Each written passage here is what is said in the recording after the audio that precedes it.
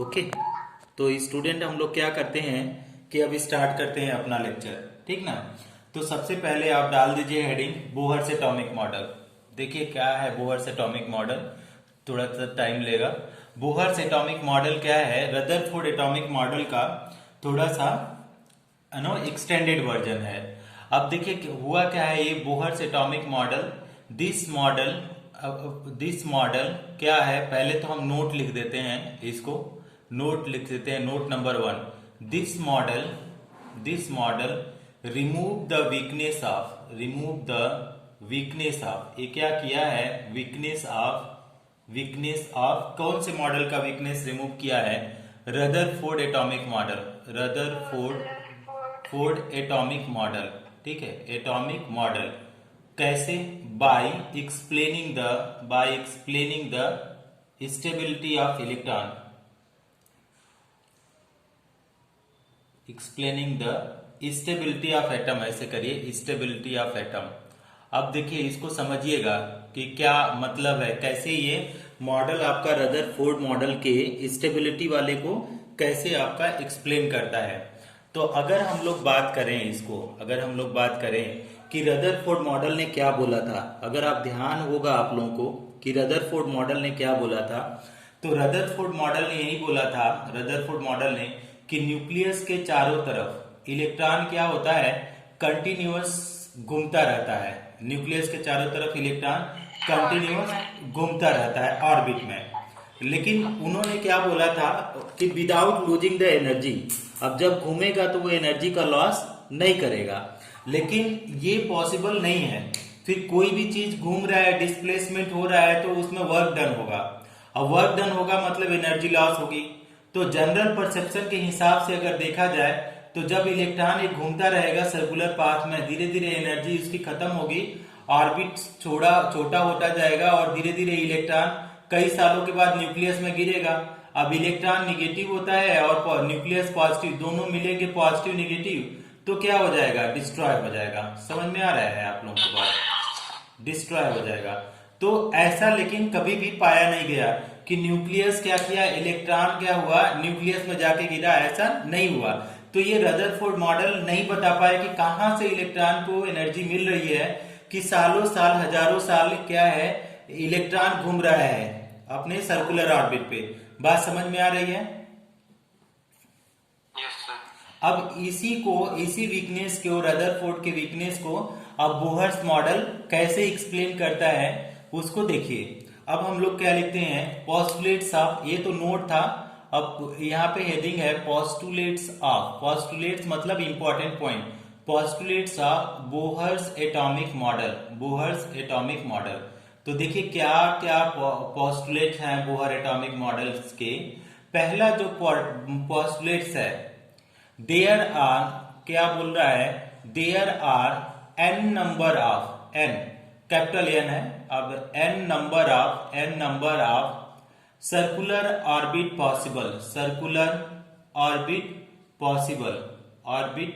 Possible, ठीक है, n number of circular orbit possible around the nucleus के चारों तरफ जो आपका सर्कुलर पाथ है वो n नंबर हो सकता है, पॉसिबल अराउंड द न्यूक्लियस, ठीक है, न्यूक्लियस के चारों तरफ, विच इज रिप्रेजेंटेड बाय, उसको कैसे रिप्रेजेंट करता है, रिप्रेजेंटेड बाय, कोई बता सकता है, represented by KLMNO and numbered as, and उसको अगर नंबर्ड की बात करें, नंबर्ड एज कैसे लिखेंगे, 1 2 3 4 5। इस पॉइंट को भी आप लोग अच्छे से ध्यान देंगे, क्योंकि ये पॉइंट क्या होगा, जब आप लोग क्वांटम नंबर पढ़ेंगे तो वहां जाकर के बहुत ज्यादा हेल्पफुल होगा। तो मान लीजिए यहाँ पे हमारे पास न्यूक्लियस है और इस तरीके से कई ऑर्बिट यहाँ पे बनाए जा रहे हैं, इस तरीके से। तो इस तरीके से हमने 4 ऑर्बिट बनाया मान लीजिए। तो जो फर्स्ट ऑर्बिट होगा तो उसका क्या नाम होगा, अगर देखा जाए तो उसको बोलेंगे इस तरीके से कि जो फर्स्ट ऑर्बिट है वो 1 हो जाएगा, फिर 2 हो जाएगा, फिर 3 हो जाएगा, 4। तो यहाँ इसका जो आप लिखेंगे, इसका सिंबल K होगा, ए वाला L होगा, ए वाला M होगा, ये वाला n होगा। अगर इसी तरीके से और ऑर्बिट बन के आते हैं तो ये 5 हो जाएगा और ये क्या हो जाएगा, O हो जाएगा। इसी तरीके से आप बहुत सारे ऑर्बिट हम लोग क्या कर सकते हैं, बना सकते हैं। बात समझ में आई आप लोगों को? अच्छा, आप लोगों को दिखाई नहीं दे रहा होगा, थोड़ा सा रुकिए, इसको हम ऊपर कर देते हैं। ये फर्स्ट पॉइंट समझ में आ रही है स्टूडेंट? सब फर्स्ट पॉइंट ओके। हाँ, इसका एक स्क्रीनशॉट आप लोग लीजिए ना, एक स्क्रीनशॉट लीजिए तो फर्स्ट पॉइंट का। Take a screenshot of first point. ले लिया? सारे लोगों ने स्क्रीनशॉट ले लिया फर्स्ट पॉइंट का? अच्छा, अब हम लोग चलते हैं सेकंड पॉइंट। सेकंड पॉइंट में क्या बोलते हैं? सेकंड पॉइंट ज्यादा इंपॉर्टेंट पॉइंट है। जो भी पॉइंट आप लोगों को समझ में नहीं आएगा, आप लोग फ्री हैं पूछने के लिए, ठीक है? कभी भी किसी भी टाइम जिस लैंग्वेज में आपको पूछना है, कोई भी लाइन समझ में नहीं आ रहा है, जो लोग व्हाट्सएप कर रहे हैं उनकी प्रॉब्लम हम कल, शायद छुट्टी है, कल क्लियर करेंगे, है ना? तो व्हाट्सएप करके आप लोग छोड़ दिया करो, मैं देख देख करके करूंगा, फिर भी नहीं रिप्लाई करूंगा, दोबारा करना। तो नेक्स्ट कह रहा है कि एनर्जी ऑफ, क्या बोल रहा है? Energy of each Bohr orbiter, energy of each Bohr's क्या है? Bohr's orbits, okay. Energy of each Bohr orbits are क्या है? फिक्स्ड है। सबकी बोहर ऑर्बिट की एनर्जी क्या है? फिक्स्ड है। एंड उसमें क्या बोला जा रहा है? And when electrons moves in this orbit, when electrons moves in this orbit, जब इन ऑर्बिट्स में इलेक्ट्रॉन मूव्स करता है, when electron moves in this orbit, तो क्या होता है? Moves in this orbits, then तब क्या होगा? देन दे ना तो क्या करेगा? एनर्जी को लूज करेगा, ना तो गेन करेगा। Then they neither lose energy और गेन एनर्जी। अब ये समझिए, जो ये पॉइंट क्या बोल रहा है कि जो रदरफोर्ड ने बोला था कि इलेक्ट्रॉन सर्कुलर मोशन पे चारों तरफ घूमते रहते हैं, ठीक ना? वो तो बात सही है, लेकिन ये नहीं बताया था कि जैसे सन, हमारा अर्थ है जो सन के चारों तरफ रोटेट करता रहता है, ठीक ना? तो सन के चारों तरफ रोटेट करता रहता है, तो इसका कुछ ऑर्बिट है, अपने ऑर्बिट पे रोटेट करता रहता है, तो उस कंडीशन में एनर्जी नहीं खत्म होती है। अदरवाइज सन क्या होता जाता है कि आपका सन में जाकर के सन के न्यूक्लियस में एब्जॉर्ब हो जाता, तो फिर खत्म हो जाता, हम लोग जिंदा भी नहीं रहते। तो इसका मतलब क्या है कि ये जो ऑर्बिट है ना, ये जो सारे ऑर्बिट हैं, अगर ध्यान देंगे आप तो इस तरीके से ऑर्बिट जो बन के आ रहे हैं, तो अगर देखेंगे ये, तो ये वाला मान लीजिए आपका फर्स्ट ऑर्बिट है, सेकेंड और ये थर्ड ऑर्बिट है, फोर ऑर्बिट। तो जो ये फोर ऑर्बिट्स हैं, फोर ऑर्बिट्स, बहुत ज्यादा ऑर्बिट्स हो सकते हैं, four orbits, they all have क्या? all have fix energy. Fix का मतलब क्या है? सेम नहीं है। फिक्स का मतलब सेम नहीं, फिक्स्ड एनर्जी मतलब फिक्स्ड एनर्जी है, ठीक? देयरफॉर जब उसमें इलेक्ट्रॉन घूमेगा तो ना तो एनर्जी लॉस करेगा, ना तो गेन करेगा, ठीक है? द एनर्जी ऑफ, इसके पास एक कॉम्पिटिटिव लाइन है, ये वाला स्टेटमेंट कॉम्पिटिटिव है, ये वाला तो नॉर्मल बोर्ड में मिलेगा, ये वाला लाइन देखिए, the energy of Bohr's orbits of, कैसे? Bohr orbits for energy of Bohr's orbits of atoms can be calculated by formula, by formula. तो किस तरीके से आप लोग कैलकुलेट कर सकते हैं, उसके लिए एक फार्मूला दिया गया है। उस फार्मूला को मैं लिख देता हूं कि एनर्जी आपका है, मान लीजिए E for energy, N for number of orbit, तो En इक्वल टू अगर लिखें तो -13.6 इंटू जेड स्क्वायर अपॉन क्या हो जाएगा? N square electron volt. This is the energy of orbits. तो n इक्वल टू अगर हम इसमें बात करें इसी में, तो आपका n की अगर हम लोग बात कर लेते हैं, थोड़ा सा देखें, तो n क्या हो जाएगा? अगर n 1 है और दूसरा चीज अगर n क्या है? 2 है, ठीक है? n क्या है? 2 है, तो n इक्वल टू 2 है, या n इक्वल टू 3 है या n इक्वल टू 4 है, तो उस केस में क्या होगा अगर इसमें ध्यान दे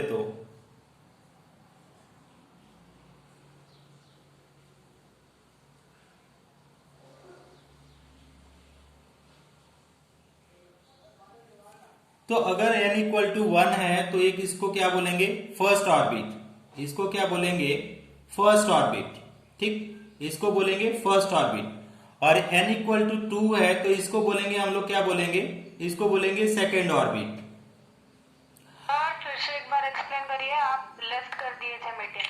अच्छा अच्छा अच्छा, एक सेकेंड, थर्ड ऑर्बिट। अगर एक और की बात करें तो this will be what student, that is fourth orbit. फिर से कर रहा हूं, वेट, फोर्थ ऑर्बिट। हम नहीं लेफ्ट किए थे, हमारे ख्याल से नेटवर्क चला गया होगा, है ना। तो अगर इस तरीके से देखें तो क्या बोला जा रहा है कि energy of each Bohr orbits is fix. अब उसी एनर्जी ऑर्बिट्स में इलेक्ट्रॉन क्या करते हैं, मूव करते हैं। और जब इलेक्ट्रॉन उस ऑर्बिट्स में मूव करेंगे, जब इलेक्ट्रॉन इन ऑर्बिट्स में मूव करेंगे तो एनर्जी को ना तो लॉस करेंगे ना तो गेन करेंगे। अब दूसरा चीज बोला कि उन्होंने जो एनर्जी ये ऑर्बिट्स है उसको, इन ऑर्बिट्स को सर्कुलर पाथ को कैसे कैलकुलेट करेंगे, तो En इक्वल टू क्या बोला कि -13.6 Z² upon n square. n की वैल्यू हम बता रहे हैं कि फर्स्ट ऑर्बिट है तो आपका इसको n की वैल्यू 1 हो जाएगी, मतलब कि n की वैल्यू 2 है तो मतलब l, अगर n की वैल्यू 3 है तो m, और n की वैल्यू क्या है 4 है तो क्या हो कि l m n, इस तरीके से ये आता जाएगा। बात समझ में आ रही है स्टूडेंट, क्लियर है? ब्लर आ रहा है बेटा, ब्लर है।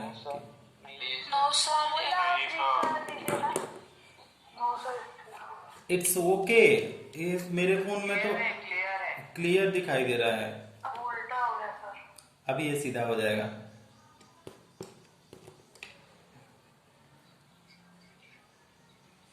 चाइनीज ऐप पे विश्वास नहीं कर सकते ना। अभी सही है, फिर भी उल्टा है। ओके,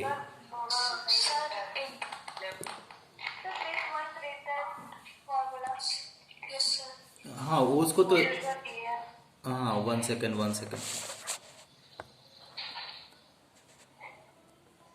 फार्मूला में क्या है कि 13.6 है, -13.6 Z² n² इलेक्ट्रॉन वोल्ट। अब इसमें देखिए कुछ और भी चीजें हैं जो मेंशन है, उसको भी बता देते हैं कि इसमें Z दिया है, Z भी दिया है।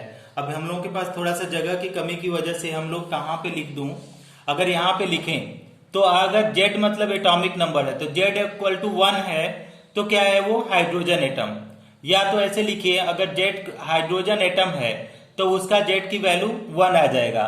तो अगर हाइड्रोजन एटम लिखेंगे तो हाइड्रोजन एटम का एटॉमिक नंबर कितना हो जाता है, 1।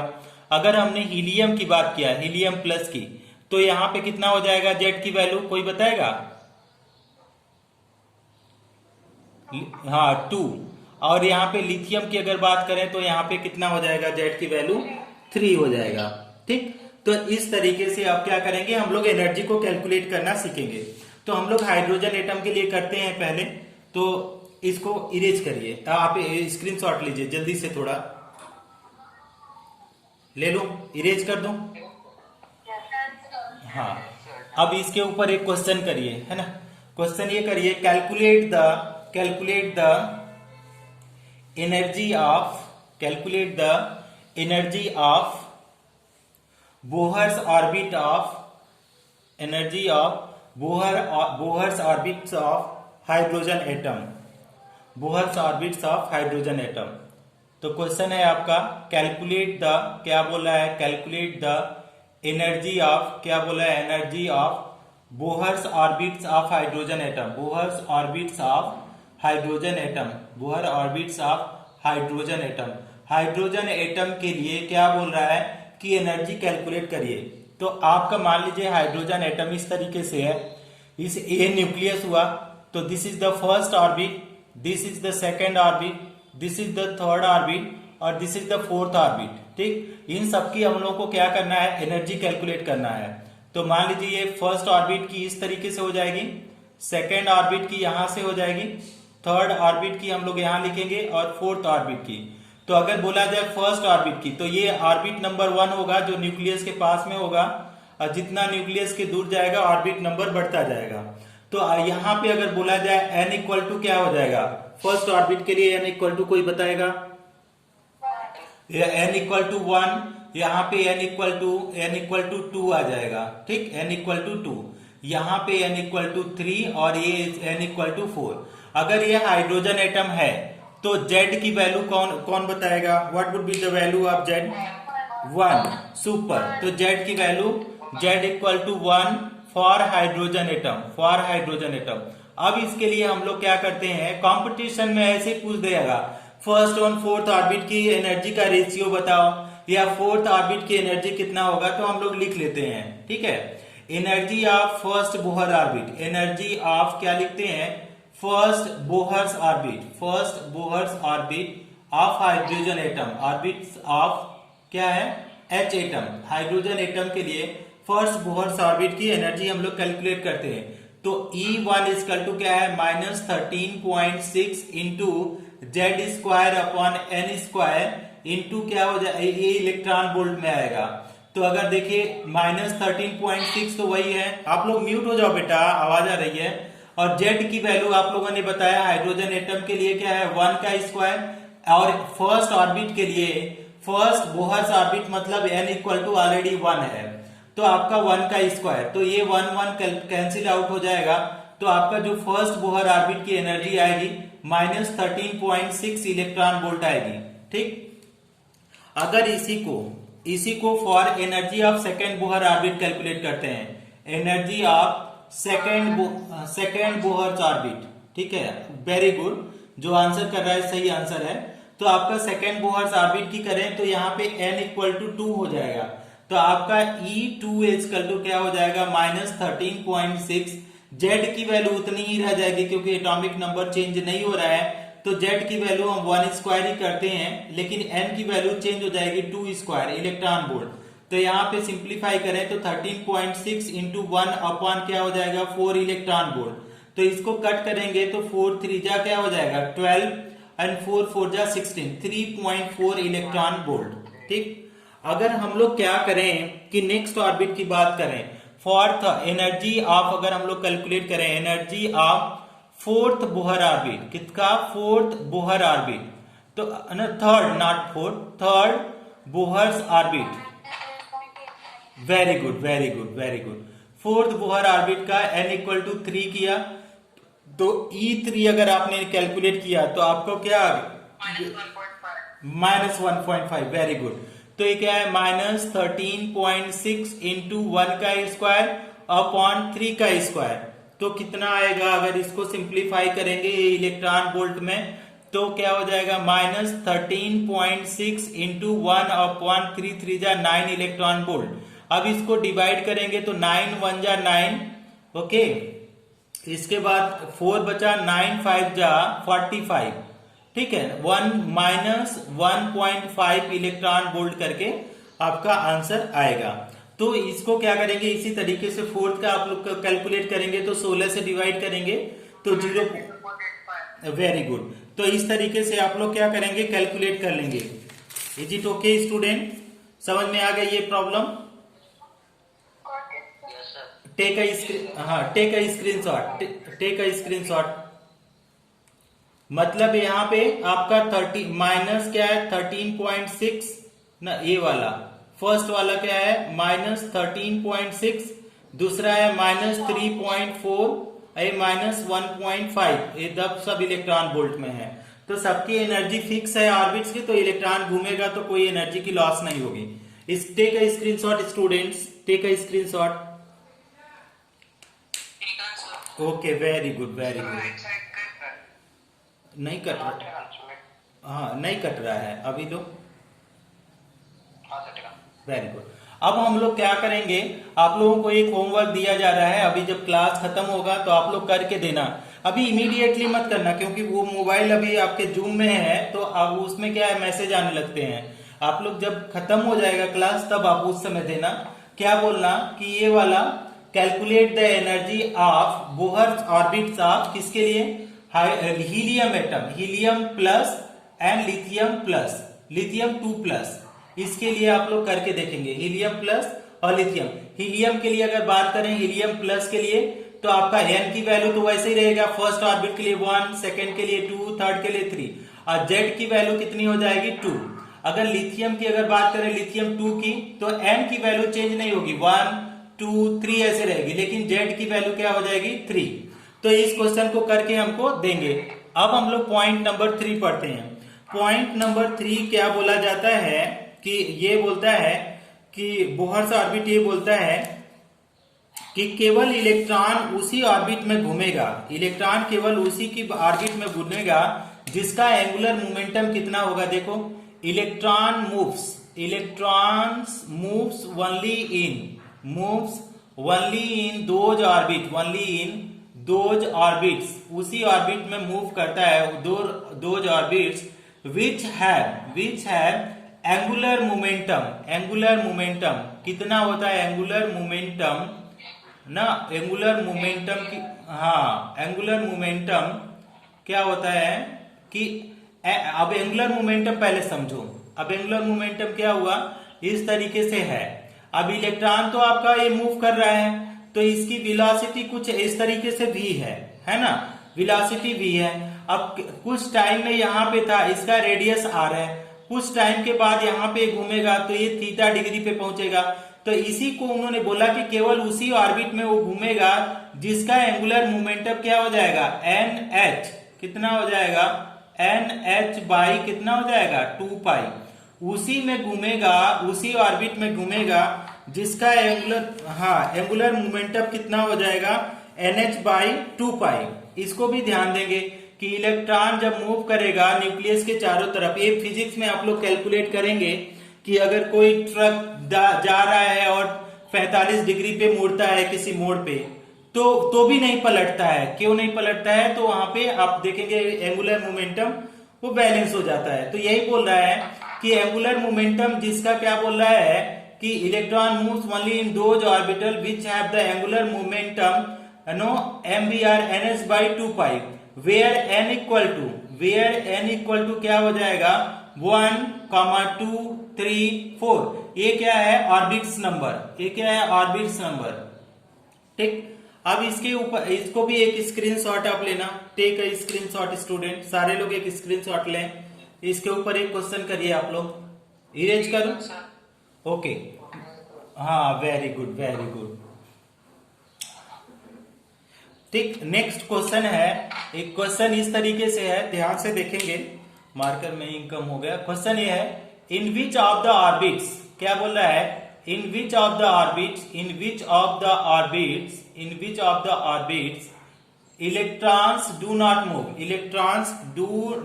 मूव, कौन से ऑर्बिट में है जिसमें आपका इलेक्ट्रॉन्स मूव नहीं करता है। तो ए नंबर अगर ऑप्शन की बात करें तो आपका h बाई क्या है, पाई, h बाई पाई।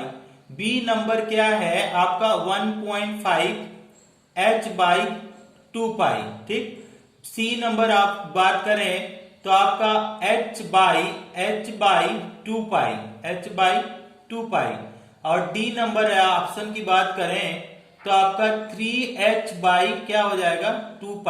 ठीक, अब इसको अगर बात करें, इसको 0.5 करिए। सर आपने 2π बोला, 2.5 लिखा। हाँ, अब बोलिए कौन सा ऑप्शन, किस ऑर्बिट में इलेक्ट्रॉन मूव नहीं करेगा। आप लोग ध्यान से कैलकुलेट करो फिर बताओ, देखते हैं कौन बता लेता है। बी, वेरी गुड, क्यों,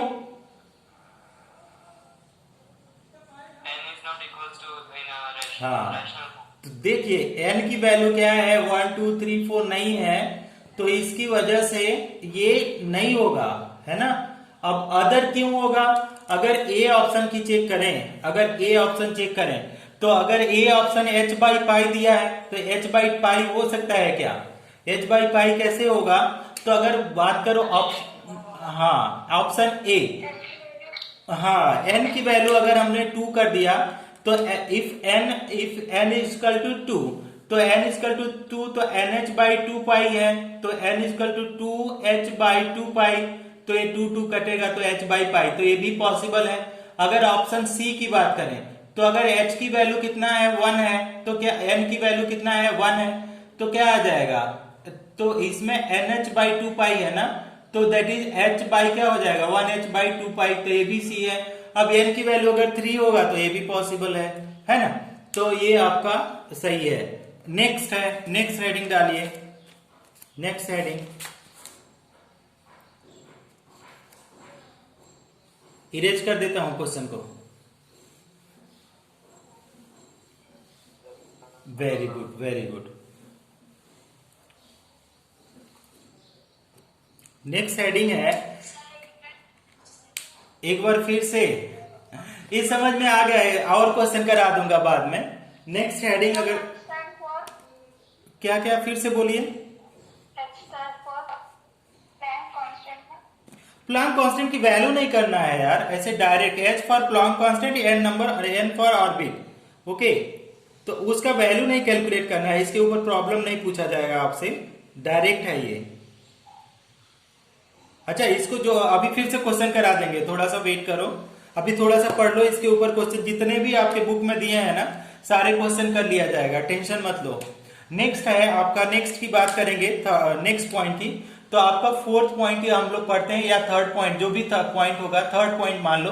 third point, the radius of, क्या बोल रहा है, रेडियस ऑफ, कैपिटल आर रहेगा, the radius of various orbits, various Bohr's orbit, various Bohr's orbits are different, orbits are different, ठीक, सबकी ऑर्बिट्स की रेडियस क्या है, आर डिफरेंस है, okay, which can be calculated, उस सबको कैसे कैलकुलेट कर सकते हैं, कैलकुलेटेड बाय फॉर्मूला, उसके लिए उन्होंने फॉर्मूला दिया है कि किस फॉर्मूला से कैलकुलेट कर सकते हैं, कि R n इक्वल टू दिया है 0.529 into n square upon Z एगस्ट्रॉम।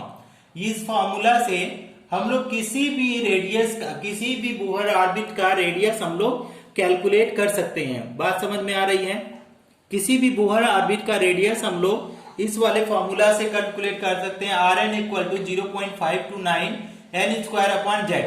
अब n स्क्वायर, n का मतलब क्या है, 1, मतलब फर्स्ट ऑर्बिट है, फर्स्ट ऑर्बिट, ठीक ना। अगर n इक्वल टू आपका 2 दिया है तो ये कौन सा ऑर्बिट हो जाएगा, सेकेंड ऑर्बिट। अगर n की वैल्यू 3 दिया है तो कौन सा ऑर्बिट हो जाएगा, थर्ड ऑर्बिट। अगर हमारा n की वैल्यू कितना दिया है, 4, तो ये कौन सा हो जाएगा, फोर्थ ऑर्बिट। अच्छा, यहाँ पे देखो, यहाँ पे भी z दिया है, तो z की वैल्यू अगर 1 है तो कौन सा एटम हो जाएगा, हाइड्रोजन। z की वैल्यू 2 है तो क्या है, हीलियम प्लस। और लिथियम की बात करें, लिथियम अगर z की वैल्यू अगर 3 है तो ये हो जाएगा लिथियम 2 प्लस।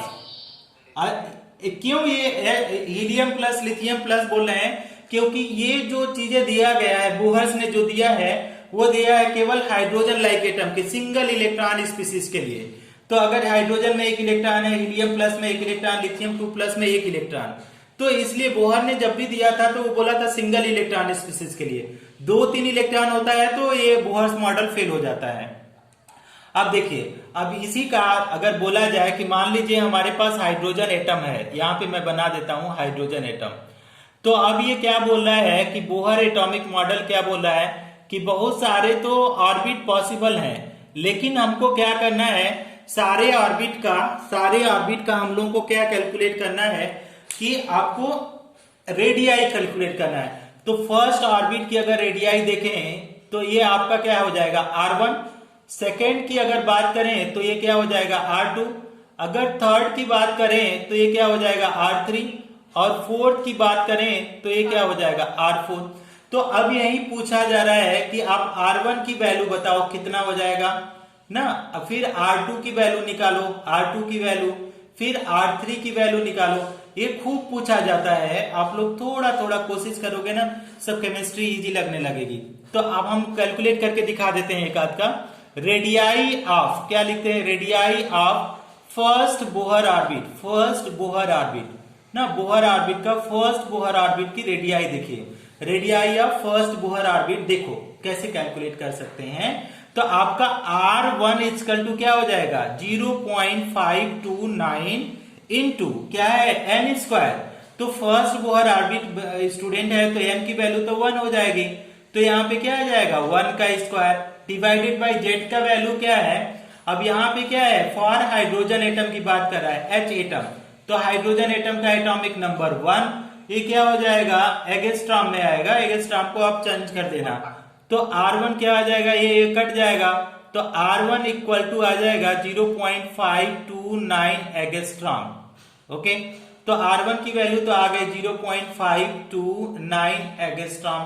ठीक, अगर R2 की अगर ये बात करें, अगर आप लोग R2 की बात करें, अब R2 की बात करेंगे तो n की वैल्यू 2 हो जाएगी ना, यहाँ पे देखो, अच्छा 2 तो नहीं होगा, यहाँ पे ध्यान देखो R2 इक्वल टू क्या हो जाएगा 0.529 इंटू कितना होगा 2 का स्क्वायर, क्योंकि सेकेंड ऑर्बिट की बात कर रहे हैं, तो 2 स्क्वायर अपॉन क्या हो जाएगा 1 एगस्ट्रॉम में आएगा, तो कितना आ जाएगा 0.529 इंटू 4 एगस्ट्रॉम में आएगा। इसको मल्टीप्लाई करो तो 4 4 9 जा 36, कैरी आउट 3, 4 2 जा 8 3 11 1 5 4 जा 20 21। ओके, डेसिमल कितने पॉइंट 1 2 3, तो 2.116 एगस्ट्रॉम। देखो अब देखो 2.116 एगस्ट्रॉम, रेडियाई बढ़ गई ना इसकी, रेडियाई सेकेंड ऑर्बिट की। तो इस तरीके से आप लोग सारे का रेडियाई खुद से कैलकुलेट करके लिखना। समझ में आ गया, बात समझ में आ रही है सबको, किसी को प्रॉब्लम है, एनीवन इज फेसिंग?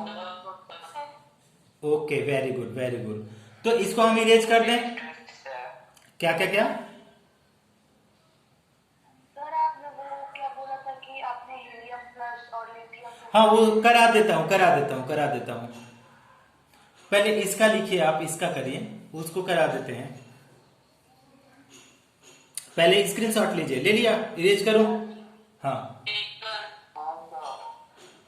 ले लो जल्दी से, हाँ ओके।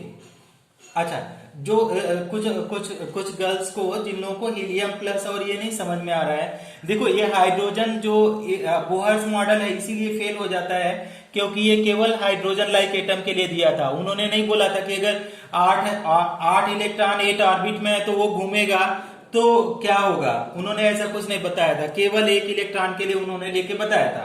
ठीक ना, तो अगर बोला जाए कि अगर इसी का बोला जाए कि हाइड्रोजन का ये 1 इलेक्ट्रॉन है तो आपका ये तो ठीक है 1 इलेक्ट्रॉन। अगर हीलियम की बात करें, हीलियम प्लस के लिए भी, तो उसका कितना एटॉमिक नंबर है 2 माइनस 1 हो जाएगा, तो ये भी 1 इलेक्ट्रॉन होगा। लिथियम 2 प्लस की बात करें तो यहाँ पे क्या हो जाएगा 3 माइनस 1, यहाँ भी 1 इलेक्ट्रॉन।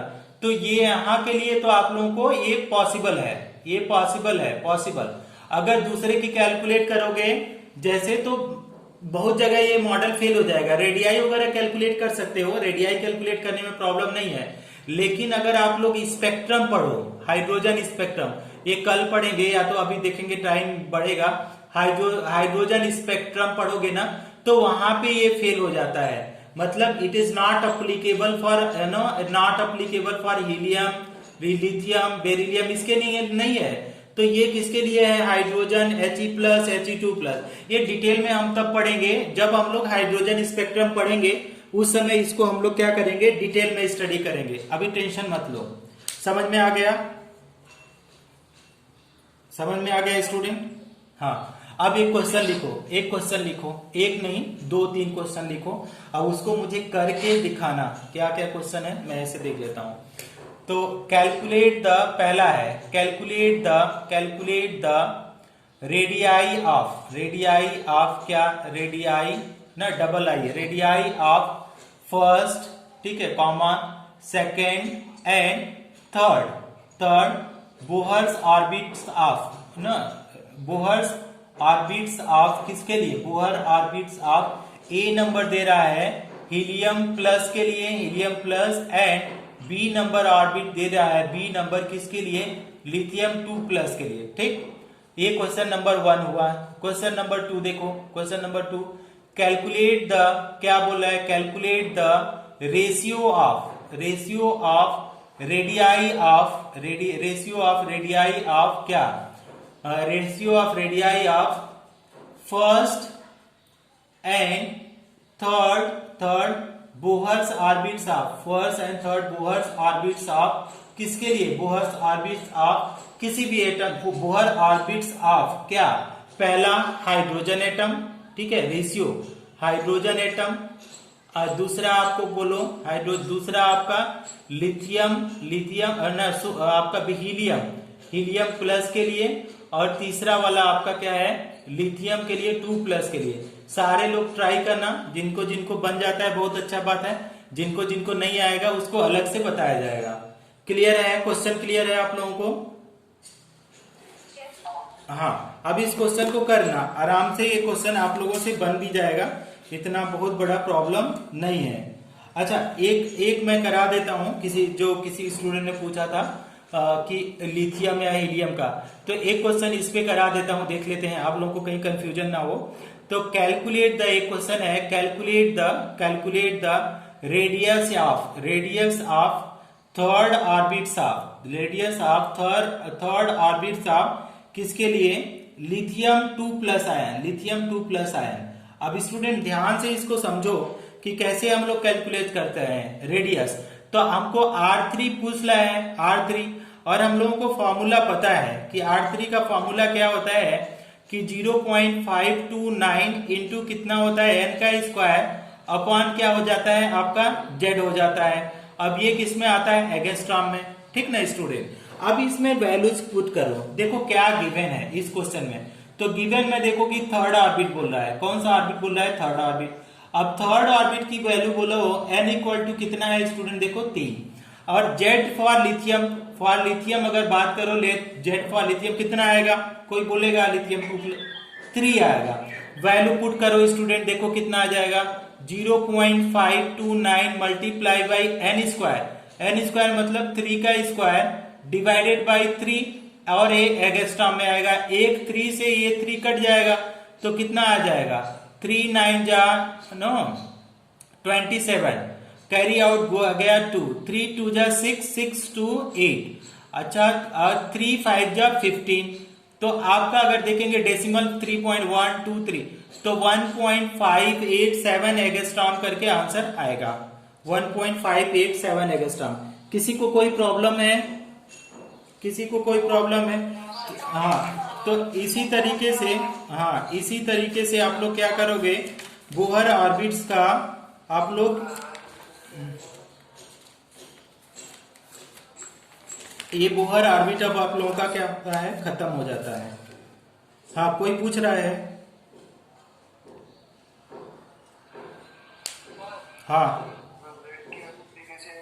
क्या, फिर से बोलो, जेड की वैल्यू, लिथियम का एटॉमिक नंबर बेटा, जेड की वैल्यू क्या है, जेड लिथियम का एटॉमिक नंबर। जेड मतलब क्या होता है, एटॉमिक नंबर होता है ना, एटॉमिक नंबर। हाँ, तो लिथियम का कितना एटॉमिक नंबर होता है, 3, और ए का मतलब होता है एटॉमिक मास, ए का मतलब होता है एटॉमिक मास, ठीक है, इसको ध्यान में देंगे। A for atomic mass, Z for atomic number. Z actually represent किया जाता है नंबर ऑफ प्रोटॉन के लिए, और नंबर ऑफ प्रोटॉन क्या होता है, एटॉमिक नंबर। तो आपका जेड की वैल्यू लिथियम के लिए आपका कितना आ जाएगा, 3, ठीक। अब इसको एक स्क्रीनशॉट लो, और एक क्वेश्चन मैं करता हूं। हाँ बोलो, लिथियम आयन से बेटा कोई मतलब नहीं है ना, एटॉमिक नंबर आयन से, आयन मतलब इलेक्ट्रॉन है, इलेक्ट्रॉन लॉस है, एक इलेक्ट्रॉन के लिए दिया गया है कि आपको बाद में जाकर के कॉन्सेप्ट क्लियर हो। आयन हो ना हो, एटॉमिक नंबर थोड़ी चेंज होता है यार, से एटॉमिक नंबर हमेशा चेंज रहेगा, कितने इलेक्ट्रॉन निकाल दो। ये क्वेश्चन एक बार हमसे पूछा गया था, वाइवा में पूछा गया था कि एटॉमिक नंबर का तो पहले डेफिनेशन उन लोगों ने पूछा, ठीक। They are together are known as spectrum. अब हम लोगों ने क्या पढ़ने जा रहे हैं, हम लोग पढ़ने जा रहे हैं हाइड्रोजन स्पेक्ट्रम। तो ध्यान से आप देख लीजिए क्या है हेडिंग आप लोगों का, हाइड्रोजन स्पेक्ट्रम। ठीक स्टूडेंट, हाइड्रोजन स्पेक्ट्रम हम बहुत सिंप्लीफाई तरीके से पढ़ाएंगे आपको, और उसको बहुत सिंप्लीफाई तरीके से आप समझने की कोशिश करो कि हाइड्रोजन स्पेक्ट्रम होता क्या है स्टूडेंट। स्पेक्ट्रम का मतलब होता है कि बहुत सारे जब रेडिएशन टुगेदर आ जाएं तो that is what is known as hydrogen spectrum. अब ये होता कैसे है, अब ये होता कैसे है कि मान लीजिए हमारे पास एक ट्यूब है इस तरीके से, डिस्चार्ज ट्यूब ही है ये, डिस्चार्ज ट्यूब मान लो ये डिस्चार्ज ट्यूब है, डिस्चार्ज ट्यूब। अब डिस्चार्ज ट्यूब में हमारे पास क्या है स्टूडेंट, इसमें हाइड्रोजन गैस भरा है, हाइड्रोजन गैस। अब इसको इसमें ये डिस्चार्ज ट्यूब है तो इसमें भी कैथोड एनोड तो होगा ही, इसमें क्या होगा, कैथोड एनोड होगा। तो यहाँ पे देखो कैथोड एनोड।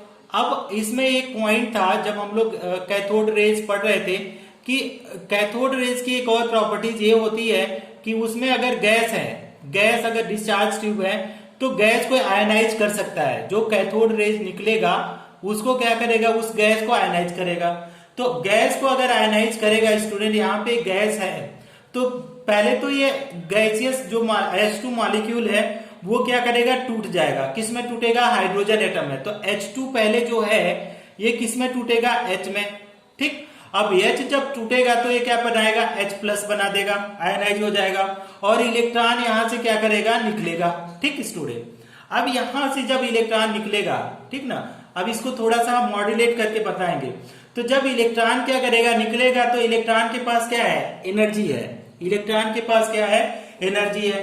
तो जब इलेक्ट्रॉन निकलेगा, यहां पे अलग से समझो कि ये आपका मान लो न्यूक्लियस है और इलेक्ट्रॉन यहां से एनर्जी एब्जॉर्ब करके इतना ऊपर गया, लेकिन ये एनर्जी क्या होती है कि बहुत कम टाइम के लिए यहां तक रहेगी, 10⁻⁶ to 10⁻8 second.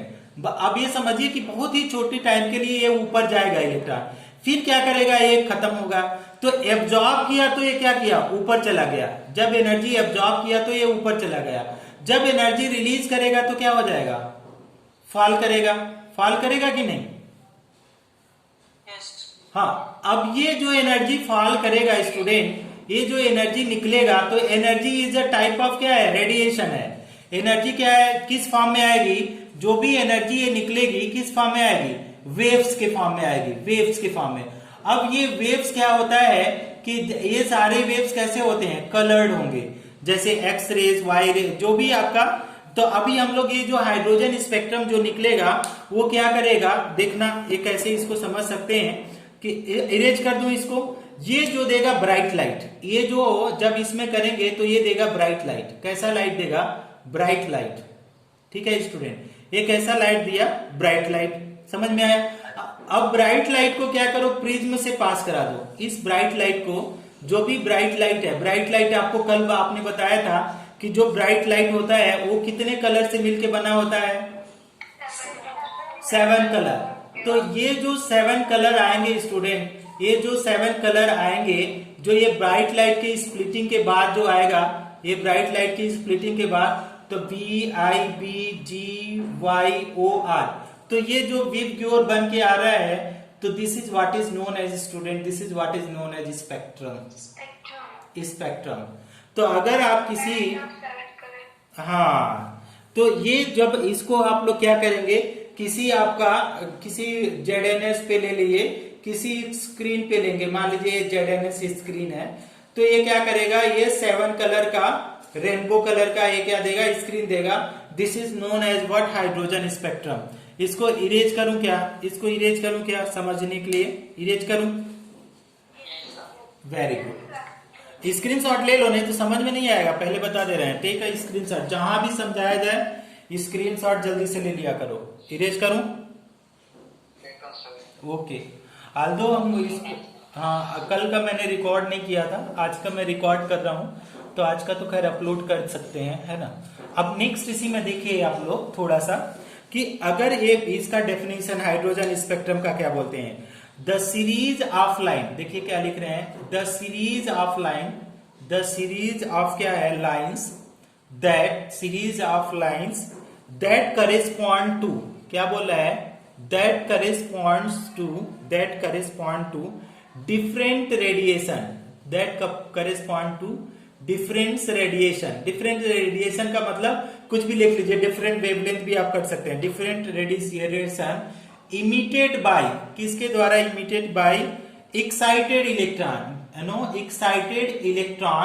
Excited electron of hydrogen atom, ठीक है, of hydrogen atom when they travel back, hydrogen atoms when they travel back, TRAVE, travel back, जब वो क्या करते हैं, जब वो ट्रेवल बैक करेगा in ground state, travel back in lower energy state, जब वो ट्रेवल बैक करेगा लोअर एनर्जी स्टेट, ठीक है, तो ये जो सीरीज ऑफ लाइन है, then the series of line, जो भी सीरीज ऑफ लाइन है नोन है, सीरीज ऑफ लाइंस को क्या बोलेंगे? Lines, series of known as क्या है? Hydrogen spectrum. Very good. अब इसको ध्यान से समझ सकते हैं कि हमारे पास एक मान लीजिए हाइड्रोजन एटम है और यहाँ पे जब वो क्या रहा है कि इस तरीके से मान लीजिए इलेक्ट्रॉन है कई सारे ऑर्बिट में, तो ये क्या करेगा? पहले इलेक्ट्रॉन तो यहाँ था ना, पहले इलेक्ट्रॉन यहाँ था, लेकिन उस इलेक्ट्रॉन ने क्या किया स्टूडेंट की एनर्जी एब्जॉर्ब करके इलेक्ट्रॉन जंप करके ऊपर चला गया। अब ऊपर गया तो थोड़े टाइम के लिए ऊपर गया, हमेशा के लिए ऊपर नहीं गया, तो थोड़े टाइम के लिए ऊपर गया, तो ये क्या करेगा? ये फिर से इलेक्ट्रॉन क्या करेगा? गिर जाएगा। तो गिरेगा तो कहाँ पे आएगा? देखो, अगर ये इलेक्ट्रॉन गिरेगा तो मान लो ये first, second, third, fourth, fifth है, तो या तो ये गिरेगा तो यहां जाएगा, या तो यहां से यहां आएगा, यहां से यहां आएगा, यहां से यहां आएगा। दूसरा केस क्या बनेगा? यहां से दूसरे ऑर्बिट में गिरे, यहां से दूसरे ऑर्बिट में गिरे, तो इस तरीके से बनेगा। अगर तीसरा केस क्या बनेगा? ये यहां से यहां जाएगा, यहां से यहां आएगा। अगर एक और ऑर्बिट है 6 नंबर, तो ये क्या करेगा? इस केस में क्या आएगा? देखो कि यहां से ये यहां जा सकता है, यहां, ओके। और फिर क्या हो सकता है? यहाँ पे एक यहाँ पे और बनेगा, इस तरीके से आप ऐसे देख लेना, और ये यहां से गिरेगा तो फर्स्ट में जाएगा, और ये क्या करेगा? फिर लास्ट वाला यहाँ पे आएगा। मतलब क्या हो रहा है कि फर्स्ट से कहा, जब ऊपर से 6 से 5 से 4 से 3 से 2 से सीधे 1 में चला जा सकता है, या इधर से हायर से 2 में जाएगा, या हायर से 3 में जाएगा, या हायर से 4 में जाएगा, या हायर से क्या होगा? 5 में जाएगा। समझ में आएगा? समझ में आप लोगों को कुछ आ रहा है? हाँ, तो इलेक्ट्रॉन सबसे ऊपर से क्या आ सकता है? सबसे नीचे भी जा सकता है और सबसे नीचे नहीं भी जा सकता है। तो अगर मान लीजिए आपने क्या किया, हाइड्रोजन स्पेक्ट्रम का हम एक साथ थोड़ा सा कोशिश कर रहे हैं आप लोगों को समझाने के लिए, अगर आप समझ पाए तो बहुत अच्छा होगा। तो ये जो सीरीज निकल के आ रही है स्टूडेंट, जो ये सीरीज निकल के आ रही है, ये तो क्या करेंगे कि the spectrum on hydrogen, the spectrum, the lines of hydrogen, the lines of hydrogen spectrum, ये कितने टाइप के होते हैं हाइड्रोजन स्पेक्ट्रम? अगर बात करें कि हाइड्रोजन स्पेक्ट्रम की लाइंस जो होती हैं वो कौन कौन सी लाइन होती हैं? जो फर्स्ट लाइन होती है उसको बोलते हैं लाइमन सीरीज, LYMAN, इसको बोलते हैं लाइमन सीरीज। सेकेंड लाइन को हम लोग क्या बोलते हैं? Balmer series. और थर्ड लाइन को हम लोग बोलते हैं student Paschen series, very good, Paschen series, okay, series. Fourth line को बोलते हैं ओके ब्रैकेट सीरीज, ठीक है, ब्रैकेट सीरीज। और आपका फिफ्थ लाइन को बोलते हैं पी फंड सीरीज, ओके। इसके बाद भी 2 सीरीज हैं, लेकिन हम लोगों के सिलेबस में नहीं है। एक जो सीरीज होता है कि आपका हम्फ्री सीरीज बोलते हैं, हम्फ्री, लेकिन वो सिलेबस में नहीं है, तो आप लोगों को डिस्टर्ब नहीं करना चाहते हैं, है ना। तो इतना ही, पहले एक स्क्रीनशॉट लो, फिर इसको समझाते हैं। अब देखो, पहले स्क्रीनशॉट लो, take a screenshot student, take a screenshot student, very good. तो अगर आपने इसका स्क्रीनशॉट लिया है तो कुछ चीजें और भी इसमें पढ़ना है हम लोगों को। देखिए क्या कर सकते हैं, इसको इरेज कर देते हैं और इसके लाइमन सीरीज की हम लोग देख लेते हैं कि लाइमन सीरीज बामर सीरीज और पास्चन सीरीज क्या मतलब है, ठीक है। इसको जितना आप अच्छे से पढ़ सकते हैं कोशिश करो कि आप अपने से कितना सिंप्लीफाई कर सकते हो। हम तो सिंप्लीफाई करके ही पढ़ाएंगे, लेकिन मेरे से भी अच्छा आप सिंप्लीफाई कर सकते हैं ना। तो आप देखो, अगर मान लो हाइड्रोजन एटम है, मान लो ये न्यूक्लियस है, तो इस तरीके से देखो कि इस तरीके से कई सारी रेस बढ़ेंगी, कई सारे ऑर्बिट। अगर लास्ट से सीधे ये क्या होता है कि हायर से सीधे फर्स्ट में आते हैं, हायर ऑर्बिट से सीधे कहां पे इलेक्ट्रॉन गिरता है, फर्स्ट ऑर्बिट में। तो अगर हायर से फर्स्ट ऑर्बिट में गिरेगा तो उसको क्या बोलेंगे, ये 1 है, ये 2 है, ये 3 और ये 4। हाँ, तो ये जो होता है कि लाइमन सीरीज आएगा। ये डायग्राम कितना है, लाइमन सीरीज का, लाइमन सीरीज, ठीक, ये है लाइमन सीरीज का। अगर लाइमन सीरीज की बात करें तो कहां से अगर बात करें कि N2 की वैल्यू और N1 की वैल्यू बात करें तो कहा, ये जो ऊपर वाला है N2 है, तो ये 5 होगा, 4 होगा, है ना, 6 होगा, 3, 2, और N1 की वैल्यू कितना हो जाएगा, हमेशा I से किस में जाएगा, किस ऑर्बिट में जाएगा, 1 में, हमेशा 6 to 1, यहाँ पे 6 to 1 जाएगा, 5 to 1, 4 to 1, 3 to 1 और 2 to 1। तो हमेशा ये कहां पे गिर के जाएगा, ग्राउंड स्टेट में। इसको बोलते हैं ग्राउंड स्टेट, ठीक है। सबसे लोवेस्ट एनर्जी स्टेट को क्या बोला जाता है, ग्राउंड स्टेट। अगर मान लीजिए इसी तरीके से हमारे पास एक और एग्जांपल है, तो इस तरीके से ऑर्बिट बना हुआ है, बहुत सारे ऑर्बिट। अब बहुत सारे ऑर्बिट में क्या बोला जा रहा है कि जब इलेक्ट्रॉन गिरेगा तो मान लीजिए कि फर्स्ट ऑर्बिट के बजाय ये किसमें गिरे, सेकेंड में ऑर्बिट में आकर के रुक जाए, सेकेंड ऑर्बिट में। तो सेकेंड ऑर्बिट में जब आकर के रुक जाएगा इस तरीके से, तो आप देखो N2 की वैल्यू और N1 की वैल्यू देखो, तो 6, 5, 4, 3, और यहाँ पे N1 की वैल्यू किस में आ रहा है, 2 में गिर रहा है, 2 में। तो हर केस में आपका 2 बन जाएगा, N2 से N1 में 2 में आ रहा है। तो अगर सेकेंड में आकर के गिरता है तो इस वाले सीरीज को क्या बोलेंगे, ये हो जाएगा Balmer series, Balmer series, okay, Balmer series. और ये वाला तो लाइमन सीरीज है। अब इसका एक और स्क्रीनशॉट आप लोग अगर लेंगे तो अच्छा रहेगा। ले लिया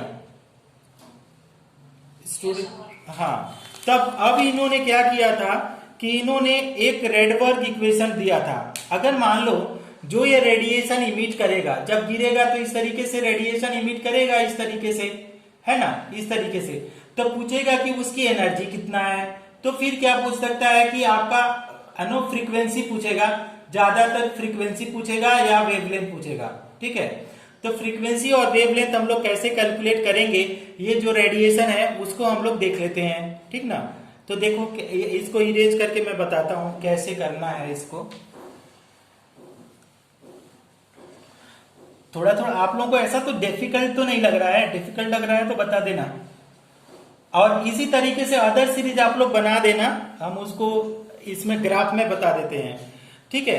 तो पहला है आपका नेम्स ऑफ लाइन, पहला हेडिंग होगा नेम्स ऑफ लाइन। तो नेम्स ऑफ लाइन की क्या बने कि ये लाइमन हो सकता है, लाइमन। दूसरा क्या हो जाता है, बाल्मर, ठीक है। तीसरा हो जाता है पास्चन, ओके, पास्चन। चौथा क्या हो जाएगा, ब्रैकेट, ब्रैकेट। और पांचवा क्या हो जाएगा, पी फंड सीरीज। अब इसमें अगर बात करें तो इसमें अगर हम लोग N1 की बात करें, N1, या आप मान लो N2 ले लो पहले, फिर आप क्या करो, फिर N1 लो, ठीक है, N1। तो अगर N1 की हम लोग अगर बात करें, N1 की, तो N1 हमेशा क्या होगा, कोई बता पाएगा, N1 हमेशा क्या हो जाएगा, हमेशा आपका लाइमन सीरीज में N1 कितना आ जाएगा, 1 आएगा, ठीक। तो यहाँ पे हम लोग क्या लिख सकते हैं, सारे सीरीज के लिए 1, 1, 1, ठीक है, सबके, अच्छा इसके लिए 1, केवल लाइमन के लिए 1, बाल्मर के लिए 2, पास्चन के लिए 3, ब्रैकेट के लिए 4, पी फंड के लिए 5। अब यहाँ पे देखो कहां से इलेक्ट्रॉन गिर सकता है 1 में, क्या पॉसिबिलिटीज है, 6 से गिरे, 6, 7 जो भी हायर से, 6, 5, 4, 3 और 2 से गिर सकता है। यहां किससे गिरेगा, इसमें बात करेंगे तो ये गिरेगा 6, 5, 4 और 3। यहां से देखो 6, 5, 4 से गिरेगा, यहाँ पे 6 और 5 से गिरेगा, यहाँ पे किससे गिरेगा, 6 से गिरेगा। इससे ज्यादा अगर हो सकता है तो ज्यादा से भी ऊंचे से गिर सकता है, इसमें कोई कंफ्यूजन नहीं होना चाहिए। तो अगर हम इसको क्या करें, अगर इसको हम लोग क्या करें कि देखें किस रीजन में ये होता है, तो ये रीजन भी पूछा जाता है कि किस रीजन में है। तो रीजन में अगर बोला जाए तो ये कैसा होता है, ये अल्ट्रावायलेट में पाया जाता है, अल्ट्रावायलेट ना, अल्ट्रावायलेट ध्यान में रखेंगे। अल्ट्रावायलेट जो मोस्ट इंपॉर्टेंट है बाल्मर ने, ये कैसा है आपका, विजिबल। हाँ, तो आपका जो बाल्मर है आपका एक इस सीरीज में आएगा विजिबल। तीसरा क्या है, नियर इंफ्रारेड। नियर कितना है, इंफ्रारेड। इंफ्रारेड का मतलब IR, तो नियर इंफ्रारेड। चौथा की किसमें, ये तो हमेशा किसमें जाएगा, इंफ्रारेड। और पांचवा क्या है, ये क्या है, फार इंफ्रारेड, किसमें आएगा, फार इंफ्रारेड। ये हो गया, ठीक ना।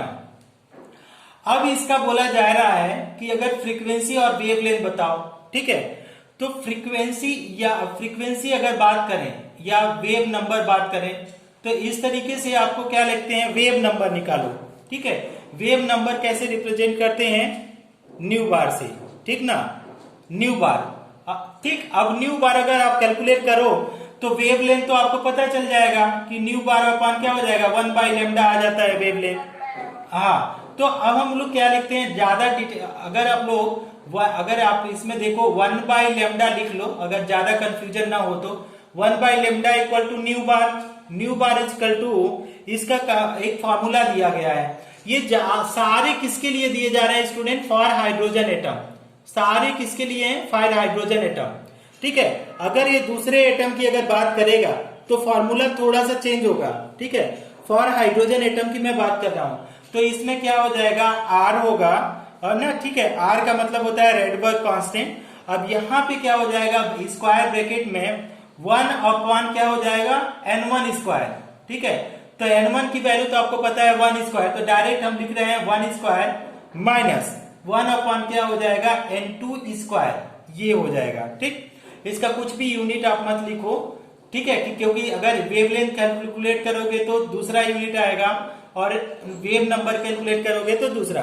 तो अगर इसकी बात करें, अगर ना, अच्छा ये तो ऐसे N1 स्क्वायर होगा, N1 square minus N2 square. इस लाइमन सीरीज को देखो, अगर लाइमन सीरीज की देखो, ये तो नॉर्मल फॉर्मूला, तो न्यू बार इक्वल टू क्या हो जाएगा, R, इसके ऊपर ब्रैकेट में क्या लिखेंगे, N1 स्क्वायर मतलब 1 का स्क्वायर माइनस N2 स्क्वायर, तो कुछ भी हो सकता है वैल्यू, तो हम लोग N2 स्क्वायर करके छोड़ देते हैं।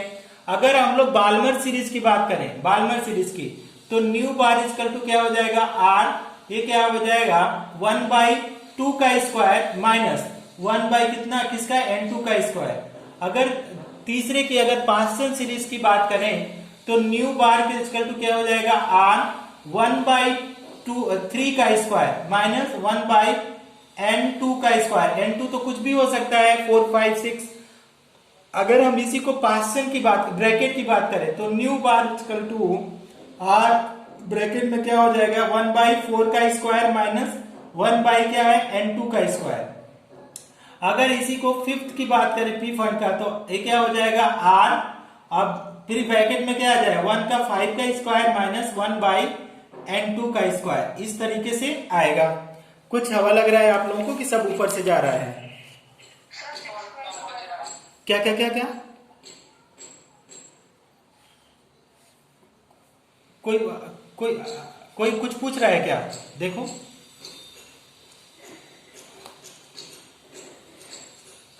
हाँ बोलो, कैसे पता चलेगा, क्या क्या क्या क्या क्या, फिर से। N2 कैसे पता चलेगा, N2 ये क्या है बाबू, देखो, समझ में आया। क्योंकि वैल्यू तो इन्फिनिटी होनी चाहिए ना, मतलब या कुछ भी हो सकता है, इन्फिनिटी हो सकता है, कुछ भी एनी नंबर, यहाँ पे इन्फिनिटी भी हो सकता है, इन्फिनिटी बना भी देते हैं, इन्फिनिटी जरूरी नहीं है आप इन्फिनिटी